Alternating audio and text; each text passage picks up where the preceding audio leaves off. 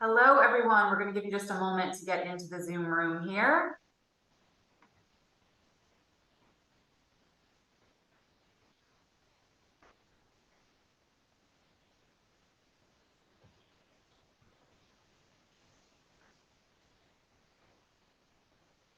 All right, looks like everyone is in from the waiting room. Now, if Sydney, you'd like to take it away, we can get started. Sure, thank you, Jocelyn. I really appreciate it. And hello, everyone, and welcome to today's webinar, Applying the AP Stylebook's Inclusive Language Guidelines to Your Writing. We have a really great group on today. It ranges from members of our chapter to members of the Akron chapter to quite a few non-members as well. So welcome, everyone, and thank you for participating in our programming. We really love seeing this kind of participation. Just so you all know, I'm the PRSA Cleveland chapter president. My name is Sydney Stone, and I'm just opening the webinar today, but our main feature, of course, is Tim. And I just want to let you all know before we get started that we are recording this. So that's an FYI for disclosure, but we will also be sharing the recording with the attendees after this meeting as well. So let's just get right into it. It's my pleasure to welcome Tim Bennett as today's presenter. Tim is a VP of Public Relations, leading editorial services at Marcus Thomas. And Tim works with and manages proofers and content writers who are very plugged into the AP Style Guide. And he is sharing with us today some info about inclusive storytelling and the guidelines that were updated recently. Tim has been with Marcus Thomas for about 25 years and came as a highly recommended presenter from Heidi, who I know is on today, one of our past presidents. So Tim, I'm going to turn it over to you to get started with the presentation. Thank you for joining us. Fantastic. Thank you, Sydney. First thing I'd like to note is that today's presentation is largely based on a presentation that the AP provided to PRSA National. They've given that presentation to a number of groups. So if you've already seen that presentation, some of this will seem familiar. In some cases, I've expanded on what they've provided. But it's a very significant update that the AP has put out. It came out last year, actually, in the spring. So I'd like to start by introducing the AP Style Book, although that's probably not necessary for most of you. Since 1953, they have provided the Style Book. And it has been a kind of guiding light for not just journalists, but also academics and those of us in the communication arts, including public relations and advertising. Of course, when we say style, it's not just about commas and small stuff and what you write out and what you represent as a numeral, but it's also about how we use words, and that usage reflects our values. And that is particularly evident with the latest update. So this update is significant for a number of reasons. AP updates the style guide all the time. Every few months, they send something out. But arguably, this is the first major update since 2017. It's major in a number of regards. It wades into the choppy waters of identity politics, and it does carve out a liberal position, which is about being considerate toward others, being inclusive, asking other people how they want to be referred to. So that's probably the most significant thing about it. A lot of what they're writing about is storytelling. And I think if we think about what we do as public relations professionals, we would realize that a lot of what we do also is storytelling. And if you work at an agency like I do that is closely allied with advertising, you surely would acknowledge that advertising is a lot about storytelling. Surely next to film and journalists, and maybe song lyrics, advertising is very influential in our society. So there's the subject matter of the update, which is significant. There's also the manner in which the methodology they followed that I want to call attention to because it's very significant. The group of editors that Paula Froke led, and that kind of authored this update, are known and named. It's not an anonymous organization making the updates. They did not make the updates arbitrarily or decide on them amongst themselves only, but went to related organizations that represent the groups that are being discussed, asked them what they thought, then they tested those ideas on Twitter, and in many cases there was no conclusive outcome. So something you're going to hear over and over again as I'm walking through this presentation is you need to ask the people that you're representing how they like to be referred to, and also recognize that no group is a monolith, and that with even within groups, there's very significant disagreement. So all of that sets this set of changes to the AP Style Guide apart from what preceded. The AP Style Guide has always been definitive and authoritative, and they're stepping away from that and admitting that that's not possible. So now what I'm going to do is move through a number of topic areas that are covered in the AP Style Guide. I'm going to do that obviously in brief. I would encourage you to subscribe to the AP Style Guide. It's not a lot of money. Read the Style Guide. It's not just good as a reference tool, it's also good reading. And after each topical area that we discuss, I will pause. I'm going to show you some questions on the screen. We're going to take the risk of having discussion, very limited discussion after each topic area. I would appreciate it if a few people shared or responded to the questions. It would actually be helpful, because not in all cases do I have good examples that bring these issues to life. So first thing I'd like to talk about is inclusive storytelling. This is probably the biggest new entry. It's long, it's robust. Again, it makes the case that journalists, public relations, advertising, it's all part of a vast storytelling machine within our culture. And so it determines how different groups of people are viewed. One of the points they're trying to make in the inclusive storytelling section is that storytelling is based on assumptions of the storyteller. The hard part about assumptions is that we're not aware of them. So discovering them, working against them, examining our own assumptions, is a very difficult thing to do. For example, if we enter the storytelling process, the story research, under the assumption that an adult is a normal person who is an adult, is someone who's employed or white collar or has a family or green lawn, all these things then are magically reproduced in the story that we've produced, and we've kind of we've reinforced a societal notion about what's normal. If we enter the story with the assumption that Asian people are universally smart and do well in all fields, then we've probably done a disservice to people within that very large group I just named, Asians, who don't want to be defined against that standard.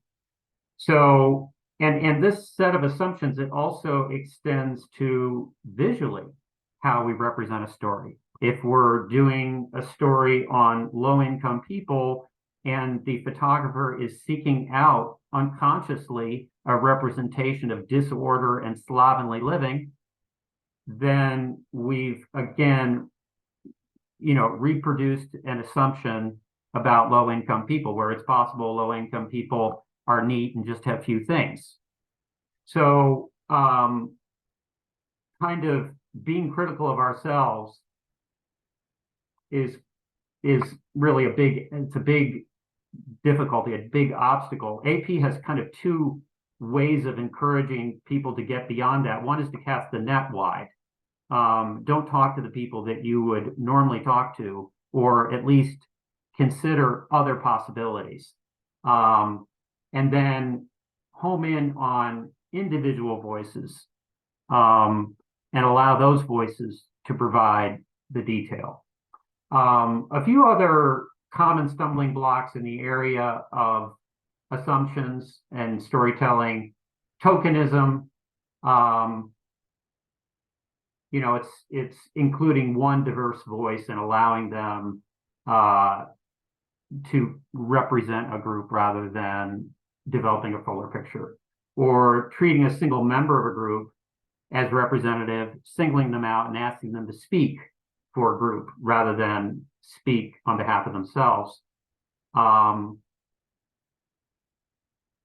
course, the monolith problem is huge here, and often we use shortcut terms like the homeless, the disabled. We've reinforced the idea that people within those groups are homogeneous, all think alike, and can be captured, with one designation. So, in terms of talking about inclusive storytelling, I have a few questions for you. If a brave individual or two, do these photos, I'm wondering, yeah, there we go. Okay. If a brave individual or two would like to share, I think it might help add some color to this concept. Couple of questions. Can you think of an example of storytelling that was not inclusive and as a result was painful to you or someone you know? In your opinion, how are positive stereotypes unhelpful or even harmful? Can you think of any examples in your own life? And finally, have you ever had the experience of being singled out as a member of a group and being asked to speak on behalf of that group? Can you describe how that felt?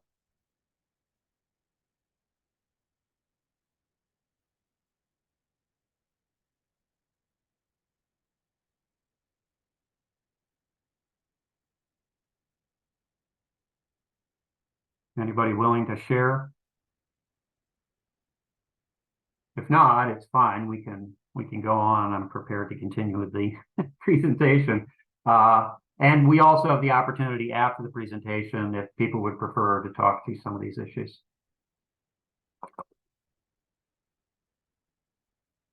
So the next topical area that I'd like to talk about is disabilities and naming.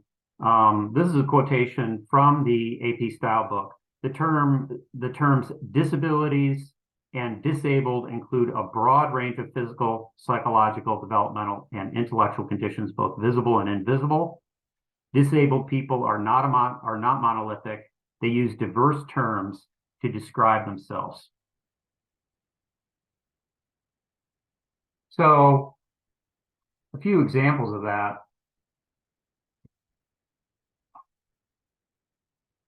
It's not necessary, and we should not identify people as disabled as a marker of their identity. It should be referenced when it's relevant to the story. And then, as the quotation suggests, the disabled category is not monolithic.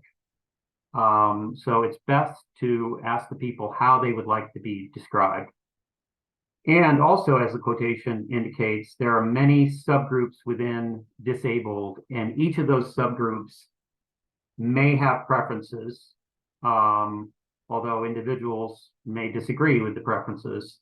For example, I believe the deaf community likes to be referred to first as deaf. There's this option you have when you're referring to people, and the AP Style Guide identifies that as identity first, as in deaf person, or person first, as in a person who is deaf or a person with autism. So being aware of those options and that there are different choices that people and groups make. There are a lot of minefields within the disabled category, ways in which we've used language referring to a disability in a wide-ranging, generic, colloquial manner that are now not good places to go. Here are some examples. The term special, as in special needs, special education, is one to just keep an eye on. There are still programs that carry the name special. So if referring to a official name, it would be acceptable. But if referring to a child, you might want to look for an alternative or talk to the parents of the child about how they would like to be referred to. A principle, along with be careful of monoliths, that shows up in this update to the AP Style Guide is, well, so yeah, so special, if you can be more specific is always better than general. So you might be able to refer to a specific limitation that a child has because it's relevant to the story. A few phrases: turn a blind eye, tone deaf, fall on deaf ears. You can obviously see the problem with these. Calling an idea demented, lame, insane. These are everyday phrases that people still use. Negative or condescending language, often like wheelchair bound. And then we talk about terms that create a monolith. Or shorthand, the blind, the mentally ill, the homeless. Various phrases, euphemisms were created at one point, probably with good intention: handicapable, differently abled, physically challenged, handicapped. It's best not to use these, but it's still acceptable to refer to disabilities or a person with disabilities or a disabled person or person who's disabled.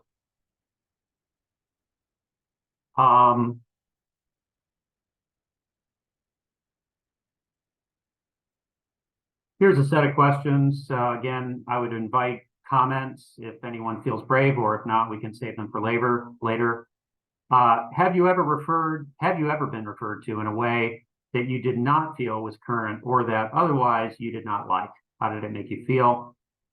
Have you ever found yourself disagreeing with another member of your group about how the group should be referred to?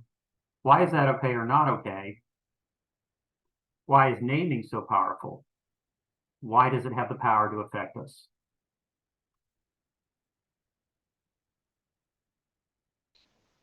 I can give an example.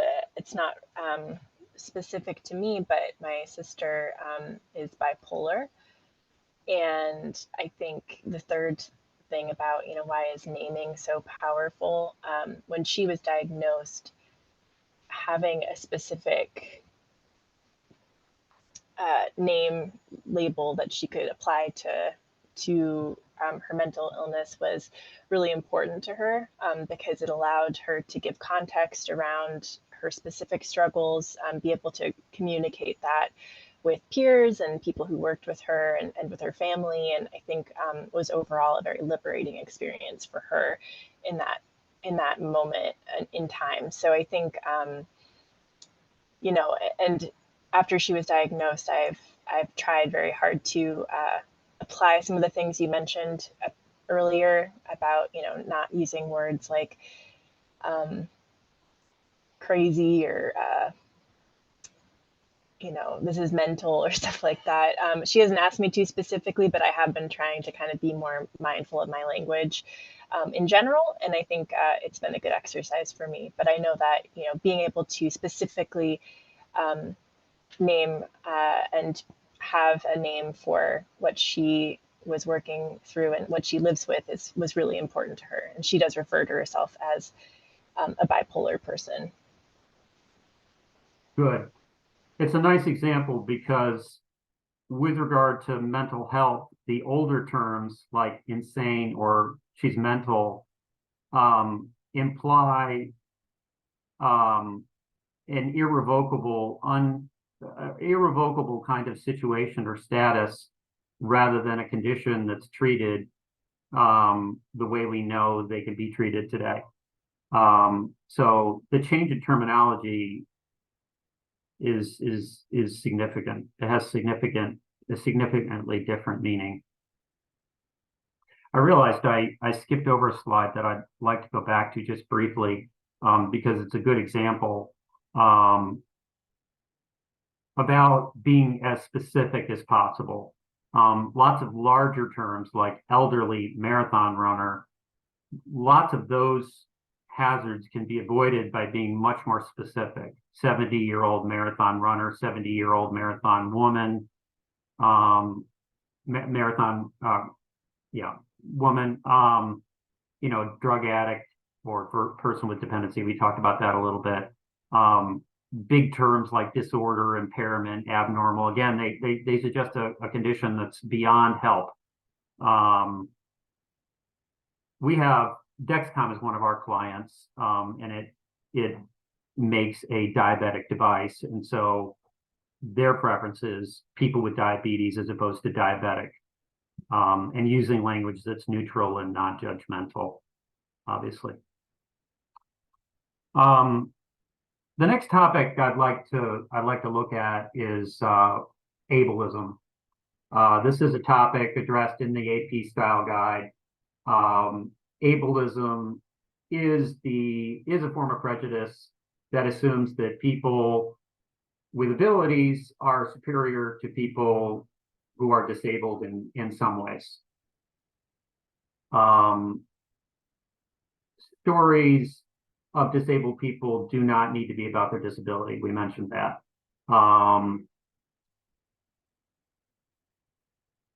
And disabled people ought to be a part of stories as a matter of course, without bringing into the picture the fact that they're disabled. They are academics, they are attorneys, etc., and can be, and can participate at that level. The disability doesn't need to be a part of that. We don't need to use language that suggests that disabled people or people with disabilities are always in a state of suffering, as in afflicted with, battling against, suffers from. And the last point, inspiration porn refers to stories that portray people with disabilities as a means of inspiring people who don't have disabilities. And this is a large category of storytelling within our culture, and it probably is not hard for any of us to recall an instance of it. When I previewed this presentation, Sydney asked me, is the term inspiration porn actually in the AP Style Guide? So I went back and looked. It is. There's one paragraph on it. The term was coined by Stella Young. She was a journalist and a comedian and a rights activist in Australia, and she coined the term. She said, I use the term porn deliberately because of the objectification of one group of people for the benefit of another group of people. And she rejected the idea that disabled people's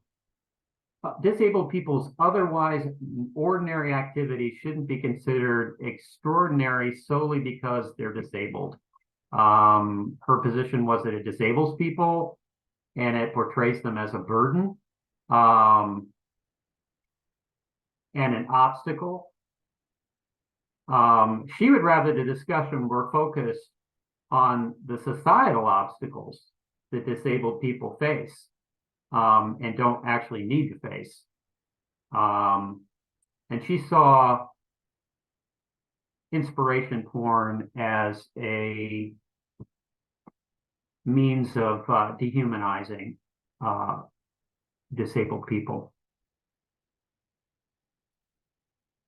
Summer Shelton, who is an academic, Um,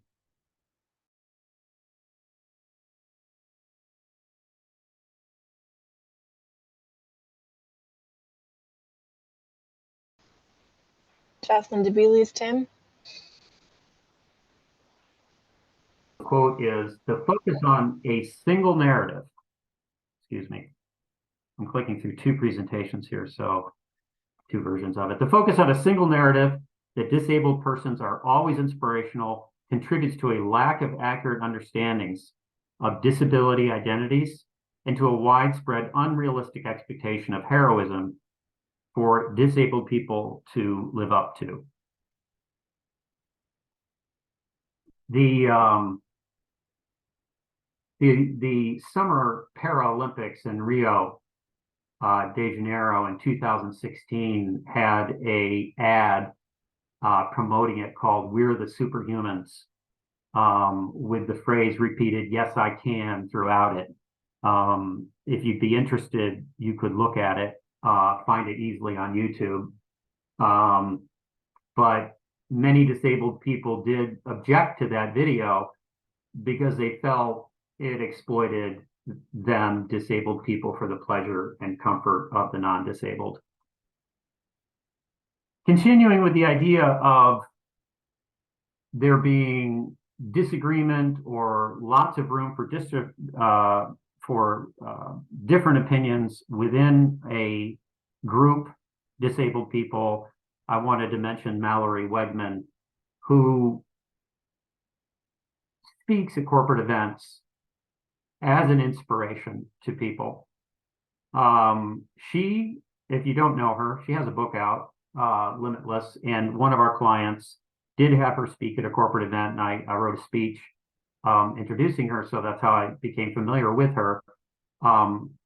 She was receiving a series of epidurals that were routine, relating to some back problems she had, and with the last in the series of epidurals, she lost all feeling and movement below the waist at the age of a teenager, her senior year, and 4 months later was in the pool.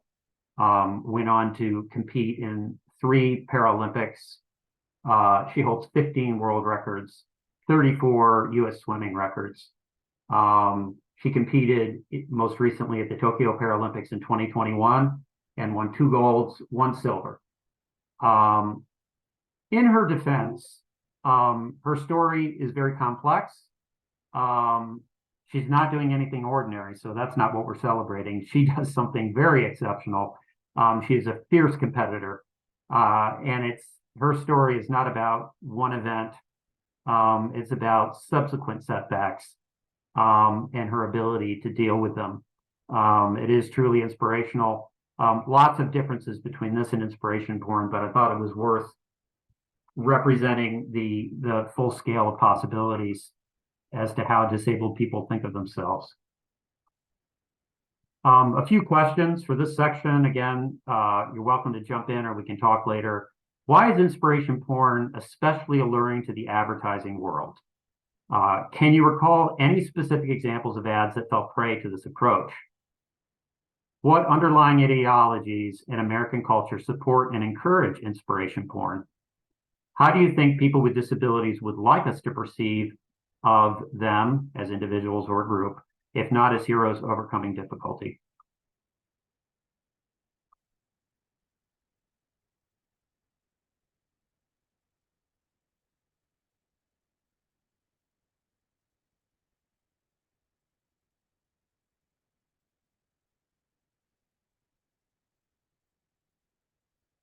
The next area that we'll move on to is race and ethnicity.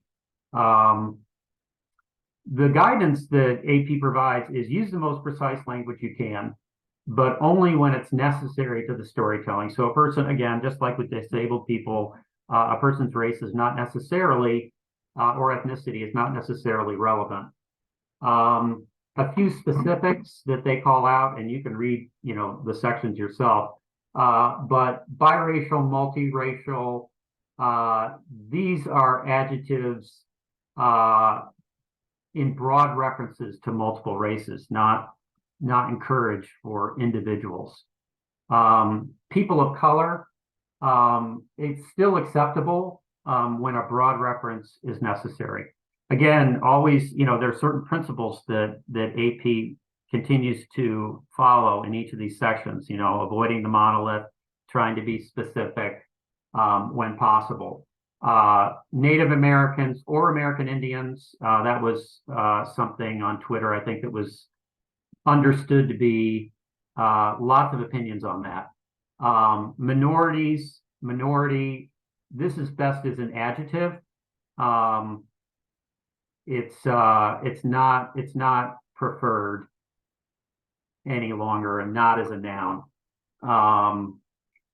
With regard to hyphenated Americans, Chinese Americans, Japanese Americans, Paula, when she presented, said no more hyphenated Americans, but the AP Style Guide still uses it and acknowledges hyphenation as acceptable. But there was a fair degree of emphasis on specificity, not Asian Americans, Japanese Americans, Chinese Americans, whenever possible, be specific. Because a hyphenated American is an American who has an ancestry from another ethnicity or country. Black is capitalized, used as an adjective. The word community is potential hazard. The AP Style Guide points out because it implies a certain homogeneity that all the people in the group will think or act alike. So if there is a community and it's acting as a community, you could use the word community as in deaf community, because that is one community that is does act as a community, I understood from Paul's presentation. Okay, another topic area closely related. Tim? Yes, please. Sorry, one thing. There is a question in the chat before we move on too far. Blaise asked, how do you distinguish between inspiration porn and showcasing diversity?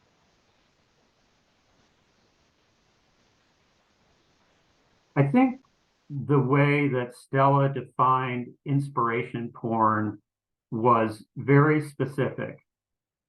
It shows a person with a disability attempting to do something ordinary, and it's laden with emotion, and it's done for the purpose of inspiring. That's my understanding. I don't purport to be an expert in all of these areas, but I would see diversity rather as an effort to be inclusive of different groups, and with an effort at the same time to humanize the people that you're including, and to fully understand them. I hope that helps.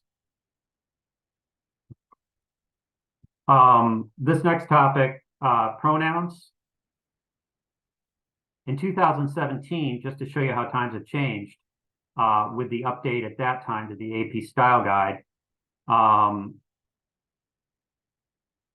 they acknowledged that they could be used in as a singular pronoun, but they encouraged journalists to try not to do that.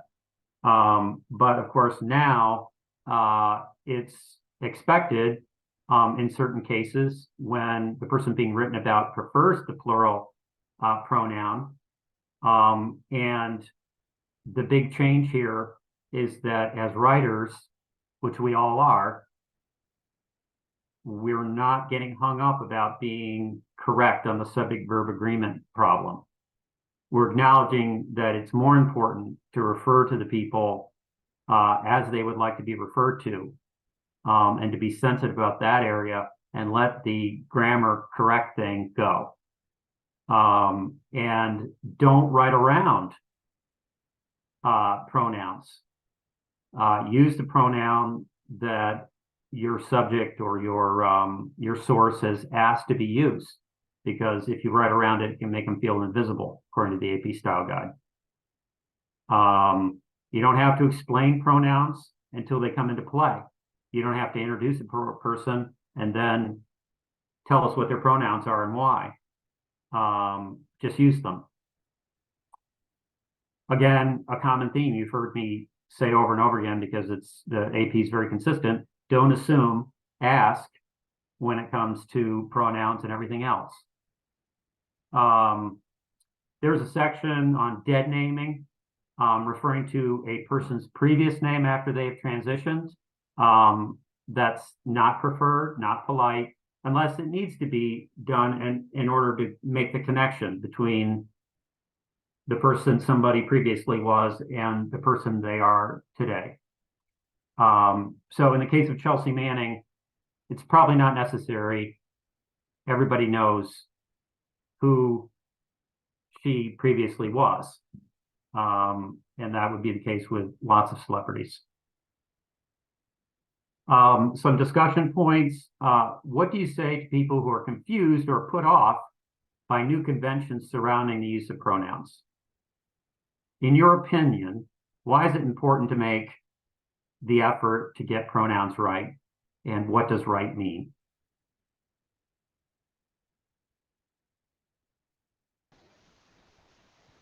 I can jump in if no one else wants to add anything at the moment. I know for the second one, I am a co-chair of the LGBTQA Resource Network group at my employer, and we've done pronoun campaigns, and like trying to educate people on why it's important to use the pronouns that people prefer and stuff like that. So we've kind of started integrating it a bit into some of our events as a group and things like that. And I mean, it just kind of seems like common sense to me.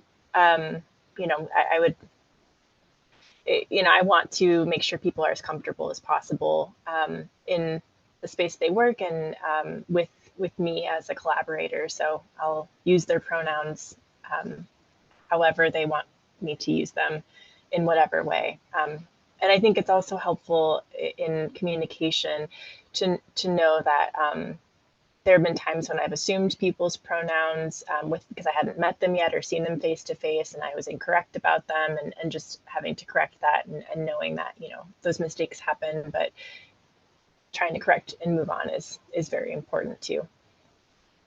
I think so. I think it's difficult to get pronouns correct, and I think it can be very tricky.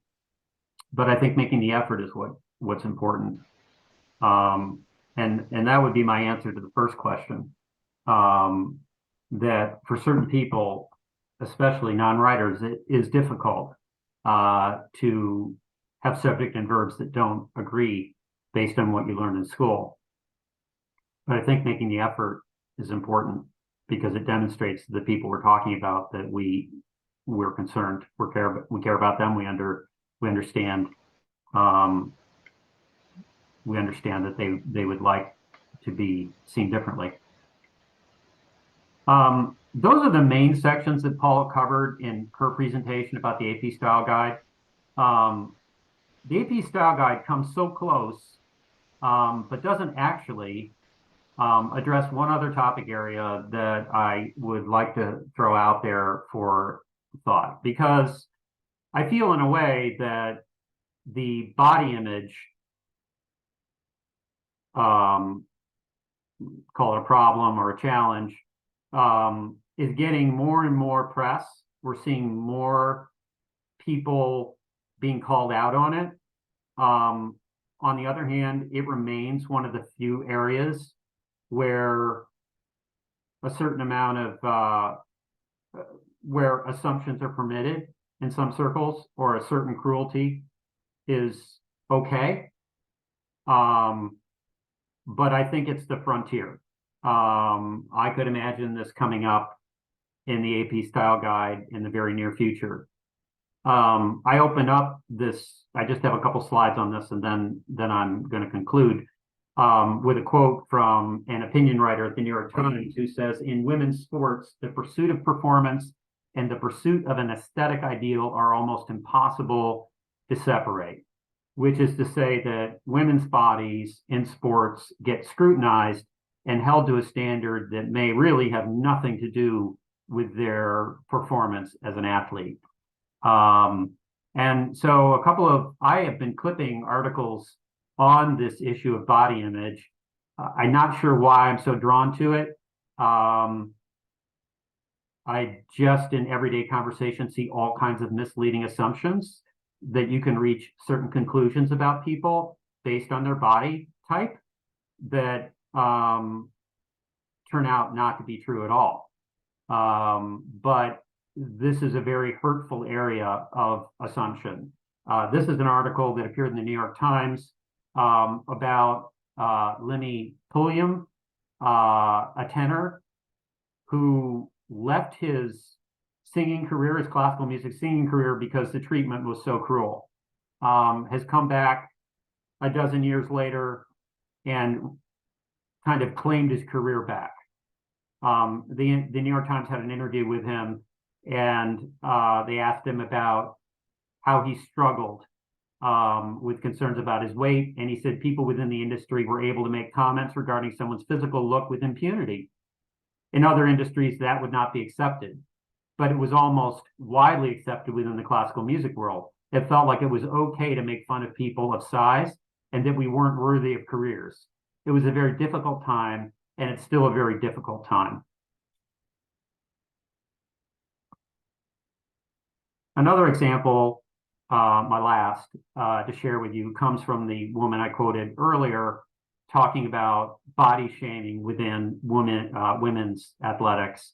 It starts with the news peg that at the Oregon women's track and field team, there were 6 athletes who left, citing fears that the program's approach to their weight and body fat percentages put them at risk for eating disorders. And over on the right, there is a paragraph explaining that the coaches were using DEXA scans, which is a BMI-like formula that indicates what your weight should be. And they were using that as a impersonal screening tool that allowed them then to scrutinize the women for their body types. But she points out later in the article that actually by asking the women in order to compete, they were told you need to hit this weight or you don't get to compete. That actually that had more to do with an aesthetic ideal that there's good evidence that the women would perform better at a higher weight. That it wasn't a simple case of less weight makes you faster, because it also makes you weaker and maybe not as healthy. She also, in passing, mentioned another case, Christy Henrich, a gymnast in 1988, who was told by a judge she was too fat, and by her coach was referred to as the Pillsbury Doughboy. And unfortunately, she passed away due to an eating disorder.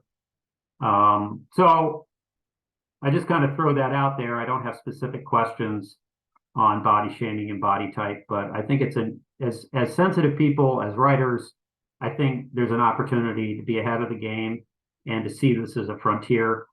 And I guess in closing, I would say that the interesting thing about the AP Style Guide to me, it's about storytelling, but it's also about the stories you tell yourself and the dialogue that's in your own mind.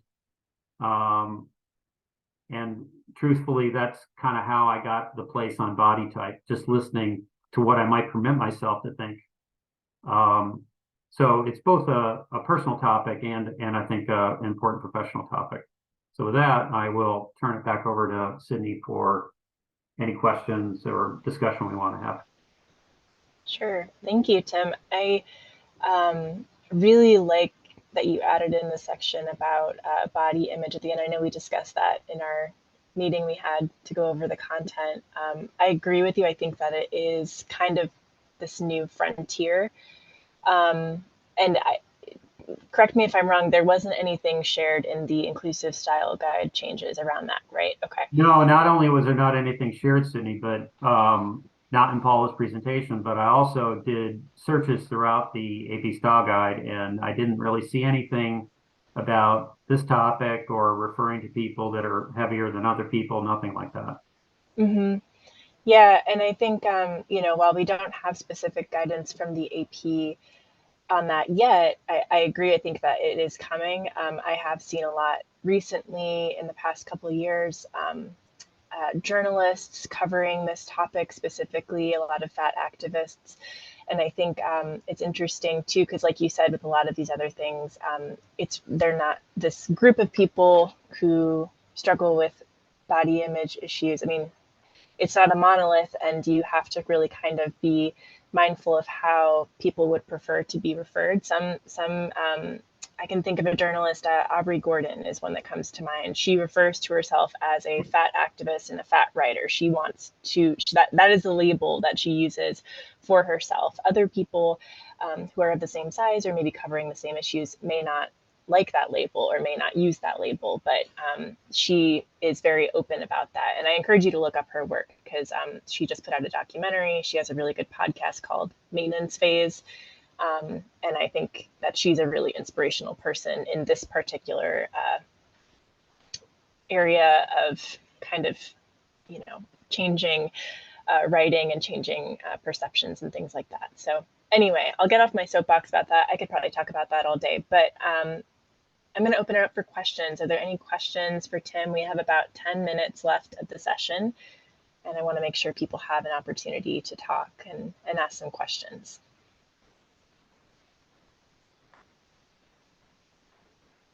And you should be able to unmute yourself or put some questions in the chat.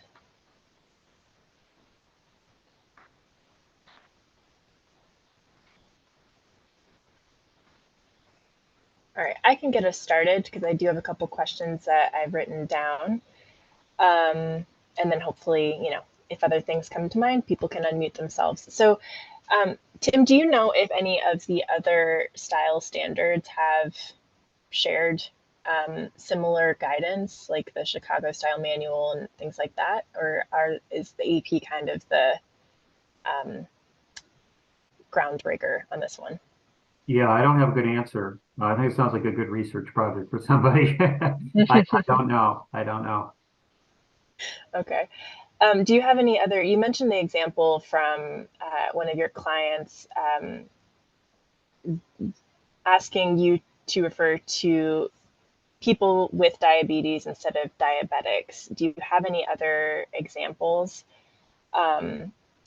of clients that you can think of that you've kind of come across using some of this work? And I know that there's some people from hospital systems in this group as well that are on the call. I'd be curious if any of those attendees have experienced storytelling and using some of these guidelines around that as well. Yeah, I think I'd defer to one of those people. We do have a hospital client, and when I was doing the inspiration porn, I was trying to ask myself, if we ever hazarded into that area. But no, I don't have other examples right available. Maybe one of the other participants would. Okay. We do have a question in the chat. Are there any resources outside of the AP guide that you turn to for language guidance, especially for specific groups? That's a good question. To me, the journalism that you follow, I think, can be very informative. It can also be misleading because um, there are beefs that people form with certain journalistic organizations, including very respected ones like the New York Times. But I also feel like those leading journalistic outlets um, are often at the same time on the edge of some of these issues and are a great source in that regard. I know that the AP did find organizations, and they, in their presentation, I don't have them here handy, but they did refer to specific organizations. And there is a source in particular, I don't have it right here with me, that was quite significant in that, a university source. I might be able to dig that up. So no, not handy, but I think the general awareness, if you look for these issues, I think they come up. Sorry not to be more helpful. No, that's okay. I think those are some good things to point out. We do have a lively chat. So Elaine Willis said when you were talking about eating disorders and or disordered eating, Elaine said same thing happened to Karen Carpenter. A journalist referred to her as chubby in an article about the Carpenters reviewing a specific performance, and that led to an eating disorder, which eventually killed her. So that's a good example of power of the words and the way that coverage can affect people. Terry Zupancic, I'm sorry if I'm messing that up, said at the Cleveland Clinic we try to put person first, person with disabilities. So that definitely aligns with the guidance from the AP Style. And then Blaze said, I believe some disability groups provide guidance, and I believe there's also guidance on disability.gov, but their computer is being difficult at the moment, so they can't share links off the top. Yeah, and I think, especially looking at disability groups, and that is a really good resource. And then I think, when I was talking to Tim about this topic, it really just kept coming back that,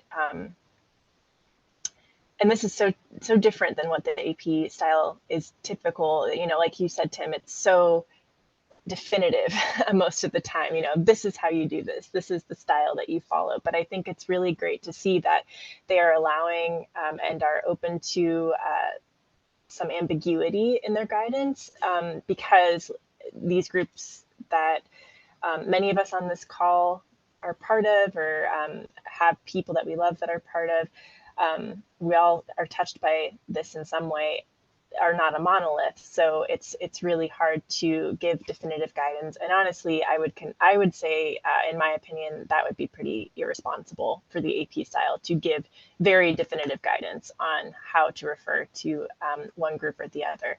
So that's kind of what I took away from this, is like, it's really, you really have to talk to the people that you are telling stories about, and see what they prefer, because they are the people that you are telling the story about. But yeah, it's really interesting to me because this is such a different update than what we've had in the past. And I know the AP style updates every other year. Is that correct, Tim? My understanding is that the AP style guide updates quite frequently, with little outputs, every month or so. But they have certain years when they do a greater and more extensive update. And so the last one was 2017, and then we had this one in the spring of 2022. Okay. All right. So looking forward to the next big update, maybe in 2024 or something. Who knows? Sydney, I was just yeah, go ahead, Heidi. I was just going to add, I know that a couple of years ago, I think it must have been in 20 or 2021, because it was during the height of the pandemic. And I know we were working at home, but we did a training with the LGBTQ Center, which talked about preferred language. And it was kind of interesting, which I think speaks to the point that Tim made as a part of this AP style update. I remember going through that session, and I had a middle school, then middle school daughter at home, because we were all working at home, and I had her watch it with me. And she's like, well, that's not what my friends say. This is not what how my friends prefer to be referred to. And I'm like, well, I'm telling you, this is the LGBTQ Center. This is what I'm learning. And we had this big, discussion about it. So I think, that really just emphasizes the whole notion as writers that we can't, even going to those bodies, we can't make those big assumptions, and speaking to the individuals and how do you prefer to be referred to is really, really critically important. Yeah, and you make a good point. Your daughter is of a younger generation than I think everyone on this call. So that will probably change over time too. So, being open to that is really important as communicators. I love that you had your daughter watch that with you. All Are there any other questions or comments? We have just like a minute or two left.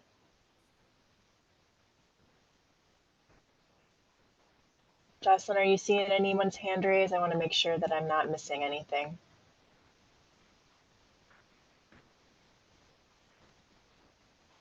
Okay. All right, well, thank you all for joining us for this lunchtime webinar. We did record it, so I know a couple of you had some technical difficulties, so we'll be sending this out to the group who joined this meeting and as a recording. And thank you again to Tim for your excellent presentation. I really learned a ton about, these guidelines and what's new and, how to think more critically about some of these things.